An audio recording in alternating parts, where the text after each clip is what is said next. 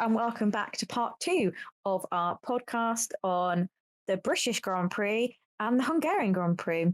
So we're kicking off with the Hungarian Grand Prix. So what we're going to talk about in this episode, or this part? Well, yes, we're going into. We'll start with quali, do our normal go, very much similar to last week's episode, and then we've got some predictions of where we're going to go for Spa in a couple of weeks' time as well. So, should we kick off quali? Yeah, I mean, there wasn't much to talk about from quali. I watched it. Did I watch it? I did watch it. Yeah, I think you did because you were messaging me because I was. I'm pretty sure I was out. Last few weeks for me have just been, I don't remember anything. I've gone up and down to York. I've moved out the flat there. I've moved back home, and I had a load of my mates deciding to go on holiday in the bloody place as I was trying to leave. So it's just been non-stop. So I think I did miss it. But one thing I did catch was Hamilton being a naughty boy in the pit lane again. Go on. Slowing down deliberately in the pit lane to a stupidly slow speed to stop the two Red Bulls setting a lap. Like, that was really unsportsmanlike. But he also carried it out onto the track. So luckily, Max got through. Perez didn't. They both should have got through on the zero. Because Max decided to do a slowish lap, quite slow. So it meant like him and Max couldn't really set a faster time than what he's already set. Because even if you cross the line at zero, the speed wasn't. Usually you speed up at the end of the corner so you start your flying lap. Okay, yes, they speeded up a bit, but even then, nothing was going to be as quick as the previous. So, no, which I feel like I was absolutely gutted for Perez because there was nothing he could have done. And I felt bad for Max because even the commentators from the start were like, this is slow. This is a slow lap. Yeah. Why is he holding everyone else up? Yeah, he was just being selfish. I was just thinking that's not going to help him from last week's from the critics. Yeah. Everyone, hammering. I don't agree with what some of the backlash he got with the whole them doing racial slurs at him. I do not agree with that. But he's like, he wasn't the wrong last week. I don't agree with how far they took it. No. And it was nice to see the other drivers saying, whoa. Yeah, there was a point. They are going too far. But this is my bigger issue with, like, the way he just acts. Like, you can't stop me. I'm the person on top and I do what I want. Like, the fans booed him at the Hurling Ring and thought it was absolutely outrageous what he did. Like, it's the same level as Alonso deciding to sit in the pit longer to slow down Lewis in the race.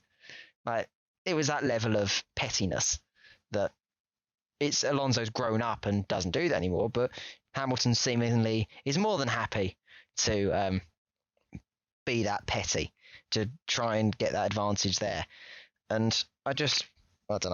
I thought it was horrible to see, and the others just didn't break the gentleman's agreement of overtaking in that lap, because the others could have just overtaken him, but they didn't, because it would ruin his lap and they would be the ones who would be criticised. And yet he just sits there and goes, yeah, I can do what I want, and that was it. But I also feel like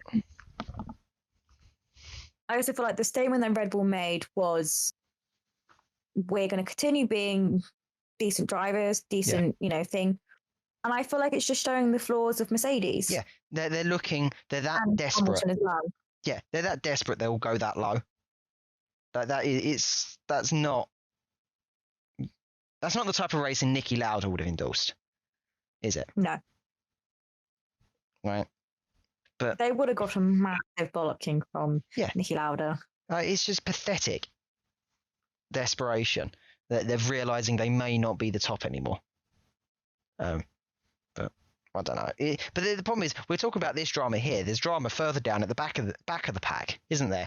I know I mentioned it with. See, I didn't know about this, so I was quite curious when George was talking to me about it, and I was a bit like, oh. Yeah. was sort of like good on you, but at the same time I was a bit like, oh no. And then I don't know, it's just Yeah. Well, for those who Go on, haven't Josh. guessed, this is the very public Schumacher Haas spat that happened following FP3. After Mick lost it, it was windy. It's windy. It was really warm. Or was it? It was either warm. It was a warm, humid day with a lot of wind, and Mick lost it and ended up in the barrier in FP3. And Steiner, Gunther, sorry, not even talking to his driver before he said a word to Mick. He went out, gave a press release, and said, "This is outrageous. He shouldn't have done it. He's being too careless. He's a rookie, but he's wasting our money here." I'm sorry, but Mazepin has smashed his car up so many times and doesn't have a single statement. But Mick does this once, and then that's it. Well, that's not done it once. He's done it a couple of times. He's done it 2 or 3. But when he's done it about the same time as Mazepin, and no point did Mazepin have a public statement of denunciation, essentially, from your team principal about behaviour. And then he gets back, and Schumacher says that I'm very disappointed in the team and Gunther for doing this. He publicly kicks back and has an argument with his principal in the public eye, and then moves on, gets to the race day, has an amazing weekend, Mick Schumacher, doesn't he? That on the race day, running in the points for half of it, fighting with Verstappen, fighting with Hamilton over 10th, and really going at it and proving how big his elbows really are in that car. And at the end of it, Gunther's trying to all be really nice about Mick, and Mick's uncle, Ralph says, "Hold on a minute. This is either you should have apologized by now, or we should be apologizing to him because that was completely out of line." But it does show the problems and the split that is going on now within Haas over Gunther is trying to balance will be a very famous driver and the ability to keep Haas as a team afloat. But also just the fact that, I'm not saying Mazepin, he's not the greatest driver, but also the fact that he spins and crashes, and also Schumacher spins. If it's happening a lot, I know at the start we always, has a spins, but maybe it's the car, maybe it's not them. Yeah. Well, the car is rubbish. Let's face it. The car is last year's car, which was also the year before that's car. It spins out of if you put your foot on the brake, on the accelerator, it will spin. It will get a tank slapper. A little bit if you brake at the wrong time and you get a bit of headwind, you're going straight into a barrier.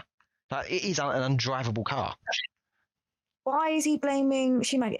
He's done amazing already for the team.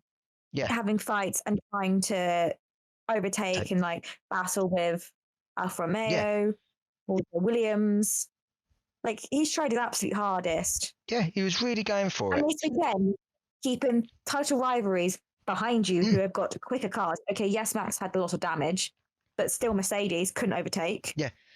They had nothing on him. That was the irony, that he was just getting away with so much and without a bat of an eyelid at all. He was just, this is fine, not a problem. And that was it. And it was just it just shows that it's what I'm concerned about is there is a lot of money coming through Mazepin's dad, and in terms of what is actually happening there at the team, and that's my worry that they're gonna look. I think Ferrari are gonna pull Schumacher out at the end of this season. They're gonna either put him to Alfa Romeo or find somewhere else on the grid for him. And this is the problem. There's a lot of rumours, and so Kimi could retire, so we could see Kimi go. Then the rumor is that Bottas could be moving to Alfa Romeo, which would be a very interesting move. But the other one, that doesn't leave a seat for Schumacher. Whereas if Kimi retires, Schumacher to Alfa Romeo, and for some reason I'm hearing very odd rumors about Stroll and his connections to Mercedes that have started to appear. Stroll going to Mercedes? Yes. There was I can't remember who wrote the article this week, and said there's a couple of rumors going around the pack at the moment about how the Strolls are getting a bit more buddy with. Well, they're already buddy with Mercedes anyway, but there's a lot of talk going on, and there could be a swap between Bottas, because I don't think George wants to go to Mercedes until Hamilton's gone. I agree with, even though there's been lots of rumors of him smiling and smirking. Yeah. I was a bit like, he pretty much knows that's his seat. Well, if he wants it now, he could have it now. Yeah. But I think it will be not a good move for him to go with Hamilton because he will be second fiddle. Yeah, no, and that's what my concern is, and that is, I think he wants his own space, and this is now the worry because we could have a very odd team at Aston Martin with Bottas and Vettel, which I think would be a very good pairing, if I'm honest. I think so. I think that would be really cool, but it means Bottas won't have a win. He won't win a world championship. Well, Bottas is a very good driver, and he's showing that. He's up there. I think with a Bottas and Vettel pairing, they could do really well and get lots of points for the team. Not saying Scholl isn't bad, but I just feel like it'll be quite a good team. I like that idea.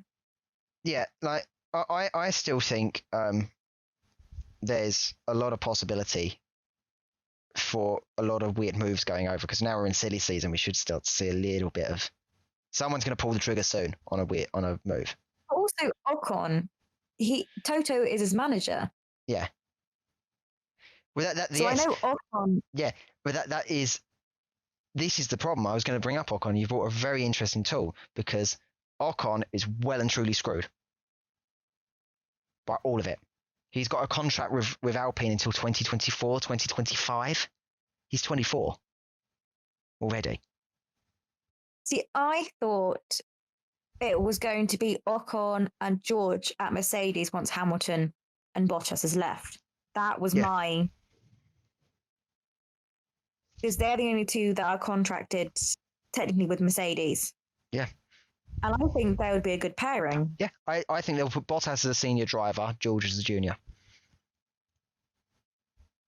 Yes, and then they would they'll get Bottas out make George after a year or so or 2 years, then they'll get Ocon. Yeah, but that's the problem. Ocon is stuck in that contract with Alpine for a long while, 2024, 2025. Well, isn't Hamilton extended for another 2 years? Yeah, so Hamilton's here until the end of 23. Well, then that makes sense. It depends, though, if Bottas kicks around or if Hamilton goes for another year after that. It gets later and later, and we're going to start to see the problem which Ricciardo's got is Ricciardo's now into his 30s, and that was it. Ocon is going to be, I reckon, the next Ricciardo in this sense, where he's just going to be there and not get anywhere major into his teeth into his career until much older. And I feel sorry for him because he's being screwed over by it because he's just not in the running and in the conversations at all. Hopefully, after this weekend, it's spoiler alert if you haven't watched. Hopefully, this is giving him I can lead a race under pressure. I can do everything Hamilton can do. Yeah, and same George can do. So yeah, because this works heavily in his favour because I know Alonso. I think Alonso saw it coming. I don't care. I want him to win the race because I think this could be the only chance he may ever get to win in a Formula One race. Alonso also worked bloody hard for him. He did. Hamilton as much as possible, and I liked how at the end Ocon thanked him and brought him into the podium, brought him into the celebrations and the thing. Yeah, definitely. And did you see? Say, I won this because of this guy. Yeah, he was right. And did you see? Sainz did the same thing. Sainz slowed down to give Alonso DRS deliberately. He gave an interview yesterday and said, "Yeah, I slowed down to give Alonso DRS because he even wanted Ocon to not get caught."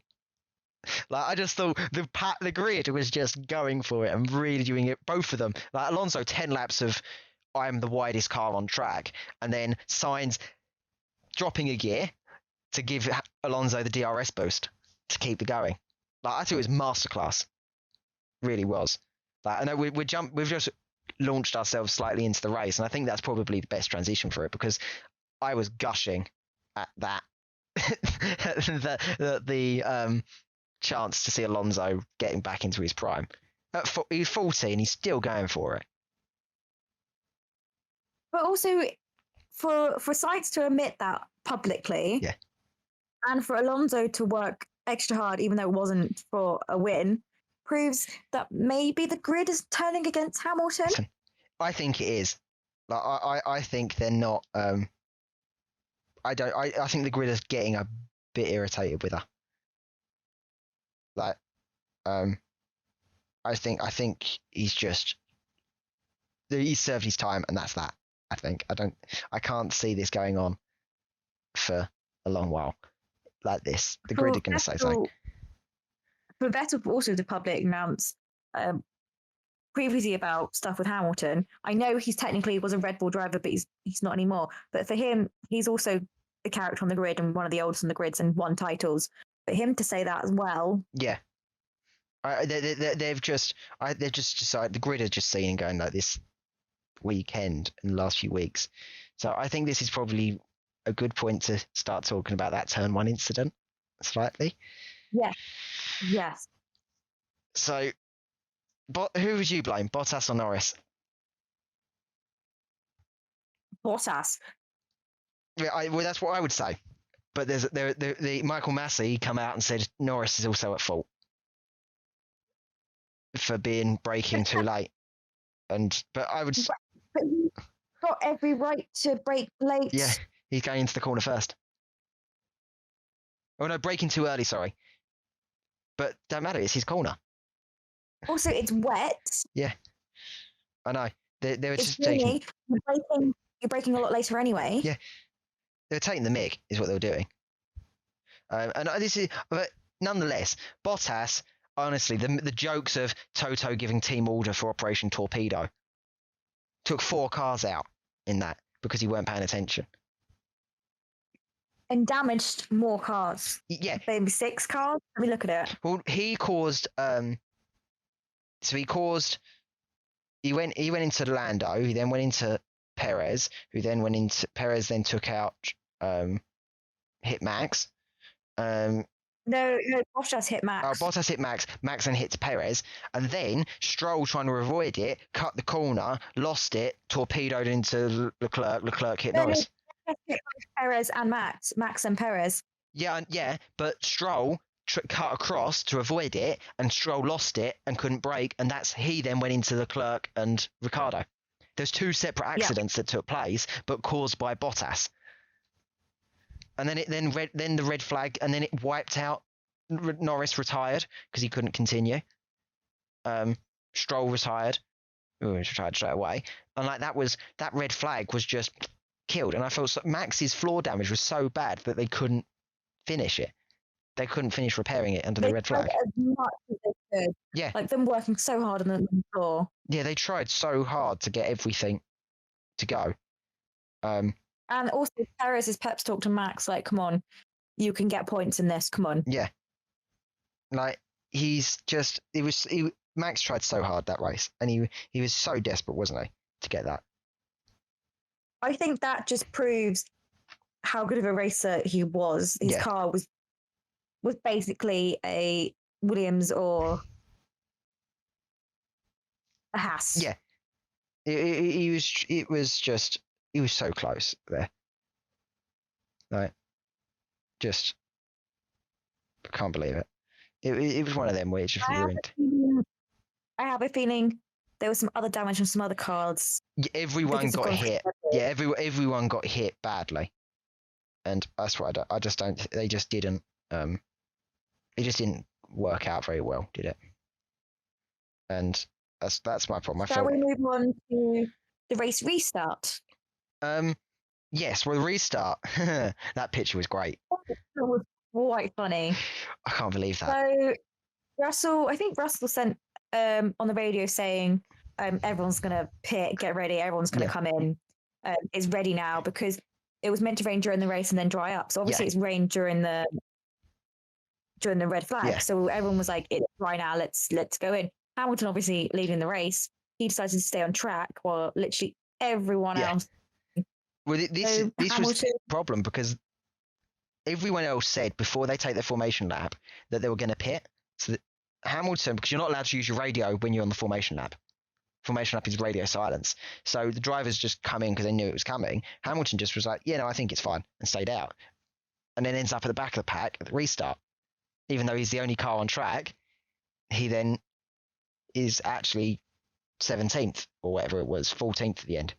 And during that, Russell decides to undertake in the pit lane. He comes out of his pit and just drives past 6 cars. And was just like, yeah, I'm going to slot in here. And then dives in front of Ocon. And then gets forced by the FIA to give the places back to avoid a penalty. Which was just, I couldn't believe it. If he didn't do that and didn't get caught, he would have led a race. He would have led a Grand Prix again in a Williams. He was second in a Williams. I just think that's just shocking, isn't it? Like, yeah, we were all like, oh, he's dropping places. Oh, yeah. Oh, and then we were like, oh, like, just, I couldn't believe it. So I just thought it was just unbelievable. I think it was great though. Like it's great. That whole thing of what happened there. Like, although we had a lot of unsafe releases, didn't we? This race, there's quite a few, and one of them yes, resulted. But also okay, but also it was a busy pit. Yes, there was busy pits, but Alfa Romeo were just letting them go. Like, and poor old. For one time, I'm actually going to feel sorry for Mazepin because he's trying to come into the pit, and Kimi just goes straight into the side of him and knocks his wheel off and ends his race. Like, I can only imagine Gunter and the Alfa Romeo and team principal and Gunter are actually quite close. I can only imagine Gunter's reaction at what happened there. Like, yeah, but it's the team letting them out. I felt bad for Kimi for the penalty. I feel like it should have been a fine because technically he was given the okay. Yeah. Like, that's the. I reckon it could have seen it. So, but I was a bit shocked, if I'm honest. But it was just a few of them were just didn't. I didn't think they would have that issue, but it seems that they did. Shall we talk about some battles that happened in the race? So the first battle that happened was the Schumacher, Hamilton, Verstappen battle for 10th, 11th place. Yeah, that was just amazing, wasn't it? But the only midfield battle that we've ever seen, because it was between two title rivalries for this season. Yeah. And bless Ocon, he was driving away. Although some other battles like between Vettel and Ocon that wasn't being shown, which is sad. That's the problem. Because they were just like, oh, he's ahead, and everyone was just trying to follow that Hamilton Verstappen because there was people more interested in the title fight. But actually, to be honest, this is a once in a season. There's always one race a season where it's something like this happens, but it's the once in the season thing, and they just let it go. That Vettel and Ocon were pushing so hard, and what happened with Vettel at the end when he loses it and ends up not being able to give a fuel sample is because he was pushing that hard. Like, the whole issue with this fuel sample thing is that, as you just pointed out before, they do not need a litre of fuel to test. A test tube, that's it. Yeah. So I was just very disappointed. So probably. Right. Okay. Probably maybe, you know when you get in your COVID home testing kit, maybe 3 samples max. I know. Like, I didn't think it was just needed the way it was, but it was just outrageous. I felt so sorry for him. He worked so hard, and they ruined it. So the other battle that we have mentioned before was Alonso being the biggest car on track with Hamilton, and then the Ocon and Vettel battle. Yeah. They were really good races. Alonso just being a beast. Oh, that honestly reminded me. That was that brought me like tears to my eyes seeing that again, because I just thought it was something I'd never seen I'd never seen Alonso like that. I don't remember him like that in all the time that I've been actively watching F1, and to see him back to like what his golden years were when he was in the sport at Renault. And that's the thing, he won first time at Hungary with Renault, and this is just over a decade and a half later that they're repeating the same thing as the Alpine. But also, what I loved was Ocon's comment to the press saying, Alonso's had so much stick about coming to teams and like not, but I didn't say destroy them, but he said, not get along with them. Yeah. Alonso's been nothing but great for me, give me the confidence I need, helping me out for this win and helping the team out. Yeah, it was just exactly what he it was just, he played the bigger man. He could have maybe had a chance to win, but he didn't need to. He just did. He just kept his head down and knew, right, I need to go and support my my teammate. And that's what I need that's what I need to do. If we're talking about supporting your teammate, let's talk about George's radio call. That was amazing, wasn't it? George knew, wasn't Latifi up in the top 3 or? Yeah, Latifi was second, I think, at one point. And George radioed saying, whatever strategy you had or whatever it is, Latifi takes priority. Yeah. If he wants to pit first, he pits first. If that's better for him, prioritize him. He did the honourable thing, didn't he? He said, don't let me ruin Nicky's race, ruin my race and keep Nicky in there. And they ended up both in the points, didn't they? That was unheard of, that. I thought that was just, I couldn't believe it. I just thought it was a lovely message. Sorry. I just thought it was a lovely message for her to say that. Yeah. Not that the team would prioritize him because he was high up, but for him to say, don't worry about me, you wouldn't hear Lewis say that about Bottas. Never. If he was winning. He would never say that at all. He would push him and try and get that reaction over in it. He wouldn't be that reasonable. I just thought it was really nice. I just thought it was lovely. Yeah. That's all. So did I. So, well, have we got anything else on about the race? Because I think we have milked this race. A lot to digest, and again, I feel bad for Red Bull. Yeah, not their fault. Mercedes ploughed them over.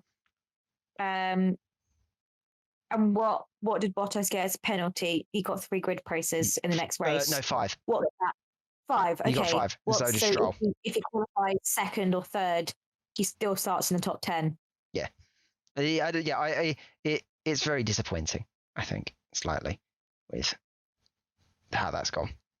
But if they were blaming, Norris, does that mean he's going to get some penalty points? Yeah, like I just can't believe it. That means he's going to have a race ban. Yeah. Well, I don't think they're not going to chase Norris. I think that's it. They left Norris as he is. They've closed the matter now. But Massey did kind of hint that he was very disappointed with it, if I'm honest. But yeah. Just one last quick thing to say. Hamilton didn't get fastest lap, which was great. It was Gasly that took it away from him. Yeah, I know. I thought that was great. I thought in the last second he was like, "Oh, I'm going to do it," and then ruined. I also feel like Toro Rosso was like, "Let's just do one for Red Bull." I think they wanted to help them a little bit, didn't they? Just to. But it also benefits Toro Rosso if Red Bull do well. They share the same. They wanted that extra benefit, didn't they, of the support, just to see. And I think it's good. Sometimes junior teams wind me up, but this time I thought, oh, this is reasonable. And I do feel like Max and Perez did probably thank them. Yeah, they're just denying as many points as they can, and I think that's good. So I think that was a very good weekend for them anyway. They've got, what did they get? 5th and they got 6th and 7th, didn't they? Or 5th and 6th. Like they got a horde of points, and it's good to see Yuki actually keeping his head down and doing the right thing, even if he got told to swap and he started getting very expletive on the radio. Yeah, but it was probably to let Gasly get the fastest lap. It was a great arranged strategy to make sure he doesn't get hampered, and he was moaning that. And Yuki said, "Why really expletive? Did you let him force me to give the place to him? he isn't going that fast. But it was more for time management, really. Yeah. So, but hey ho.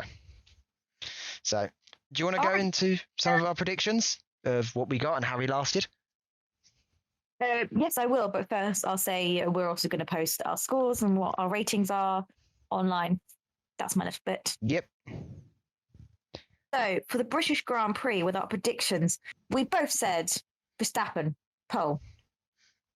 We both got points for that.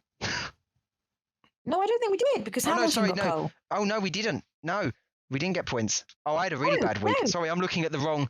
We're looking at the wrong week. Right. I was looking at the wrong bit. Anyway, so we put Max. We didn't get points for top 5. So I put Max first. You put Hamilton first. You were quite close to that one. Yeah. I put Hamilton second, which I got a point for. I wouldn't have if it wasn't.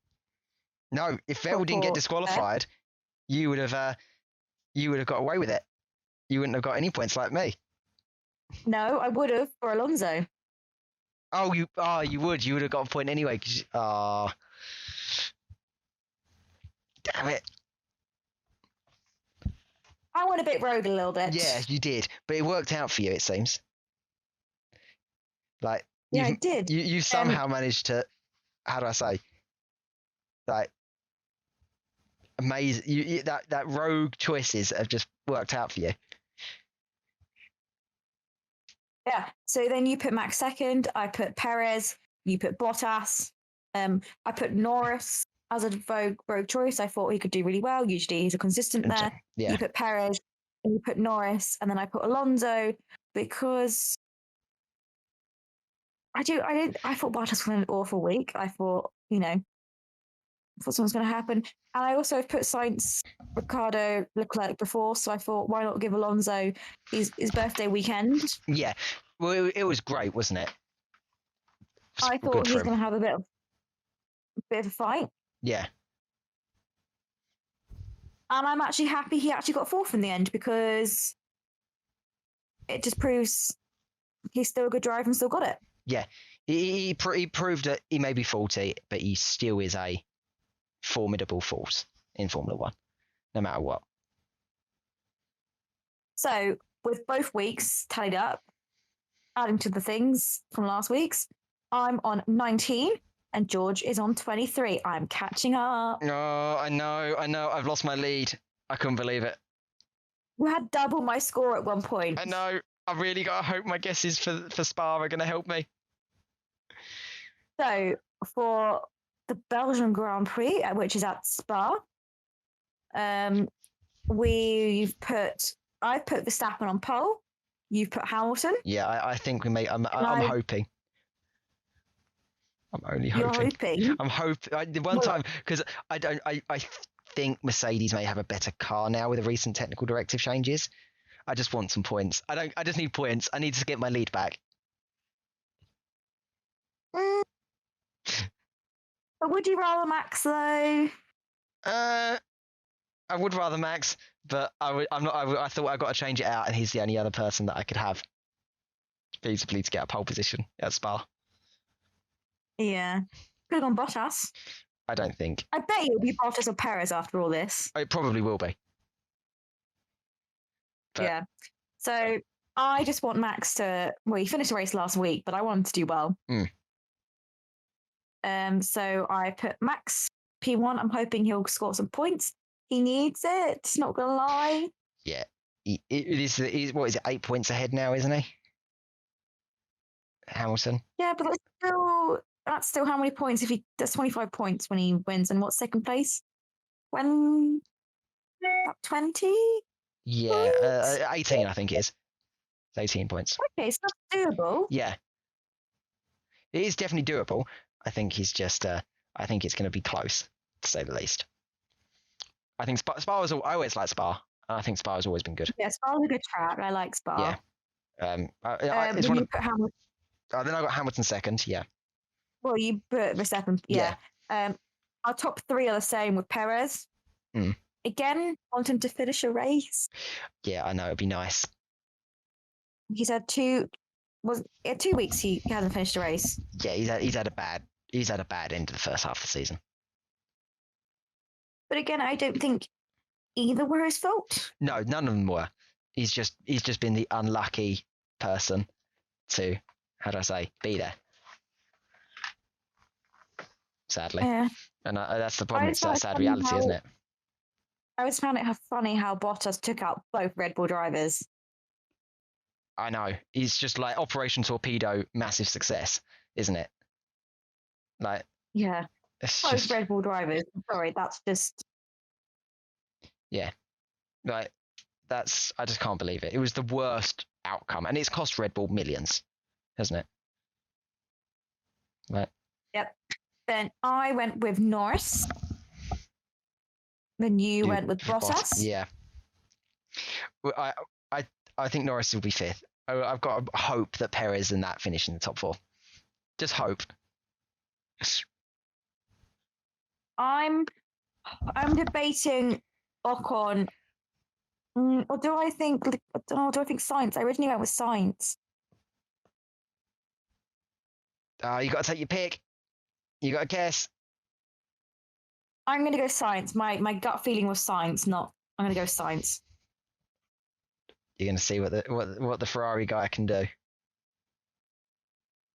Yeah, I think he's going to do well. I think he could be there.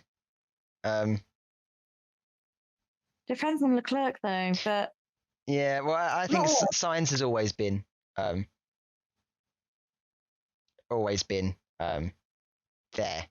So I think Sainz is slowly proving himself and getting into Ferrari. Yeah. Okay. I'm going to Sainz. Quite like him, so it's all good. So, final thoughts. I hate Mercedes. I think that is my final thought. That's off the cuff after all the discussion that we've had. But I know you've got some more serious. You've got more serious final thoughts. Are you coming to my Red Bull ways? Yeah, I have had enough. I've had enough. Like the rest of the grid. Yeah, everyone has just had enough of it all. They want something done about it. So. And the more serious thing was there's a Schumacher documentary. And what is interesting is it's got lots of F1 racing stars like David Coulthard. Got it up here. It's got Bernie Ecclestone, Sebastian Vettel, Mickey Heineken, Damien Hill, David Coulthard, and some other F1 drivers. What's also interesting, it's also got private footage from the family. That's because the production is in cooperation with the Schumacher family archives. And it's also got interviews from his wife, his father, Schumacher's father, I can't talk today, his brother Ralph, and his children. So that includes Mick, who's on the grid. Yeah, no, I think this will be. It's the first time he's ever. The family are doing such a public, set of engagements, and this I think is really significant. About what. And I also think is. The release date is also coinciding with his entry into Formula One 30 years ago. So it's quite a nice release date. I hopefully it'll give us a bit of an insight into how he is now, but I don't think so. I don't think they'll maybe mention skiing, or maybe mention that he's not well. Yeah. But I don't know. I hope they say something, because everyone wants to know how he is and if he's okay, and they've said he's improving. He's improving. I think they're going to be very quiet on the matter. I don't think they've been quiet for the last 10 years. I think they're going to continue to stay quiet. I think it's going to be a very easy only documentary about his life up until that point, and I think that'll be that. And I don't think they're going to get engaged. They're not going to get into details that heavy about it, I don't think. But it is a Netflix documentary, can we just say? So you don't know. No, that's the thing. We don't know. So we may see something different, but Doubt it. I think it'll be sticking to his life, his career, and how well he's done, and that'll be that. I hope so. And I think that will be. I think it'll be good. I don't know when. Do you know when it comes out, or is it just soon? 15th of September, 2021. Oh, okay. So, yes. Well, it was originally meant to be released in. I read it somewhere. It was meant to be released earlier, but because they wanted to keep it all sent, they're going for the family issues with the sentiment, the to the family, so it took a lot longer to come together. Yeah. So I think it'll be a very good documentary. I think it opens up a lot more, doesn't it? So I hope so. Well, on that note, I think we should wrap up. We're running short of time for part 2.